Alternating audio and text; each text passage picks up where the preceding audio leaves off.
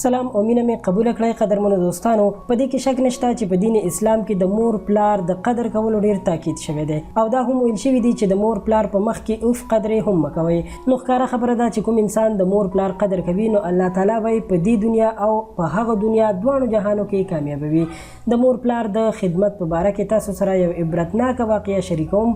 دا واقعه د پاکستان په کراچۍ ښار کې شوې ده چې یو ځوان کله وفات شو او دفن شو نو د هغه د قبر نه د څه اوازونه راتلل. که غواړئ چې دغه ویډیو وګورئ نو همدلته در سره ټوله واقعه شریکوم. د ویډیو تر اخره موږ سره اوسئ. قدرمنو دوستانو، دا واقعه د پاکستان کراچۍ یو مشهور اخبار امت راخیستې ده.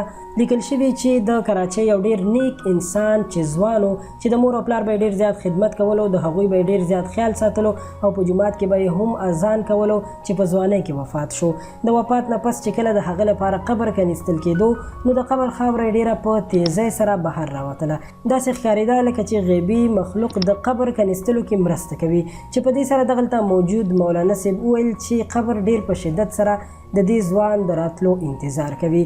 کله چې دغه ځوان دفن شو او خلک کورونو ته لاړل، څه موده پس د دغه قبرستان سیکیورټي ګارډ کې یو کس محسوس کړه چې د قبر نه د اذان اواز راځي. کله چې خلکو ته وویل او خلک راغون شول نو د قبر نه د اذان اواز راتلو، چې خلکو ګواهي ورکړه چې دا یو نیکمرغه انسان و. د مور پلار به ډیر زیات قدر کوو ځکه پرې دا د الله تعالی یو انعام دی.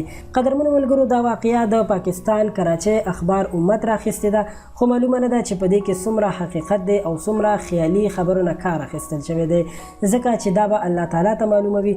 خو یوه خبره واضحه ده چې الله تعالی د هغه خلکو ډیر زیات قدر او احترام کوي څوک چې د مور پلار قدر او احترام کوي.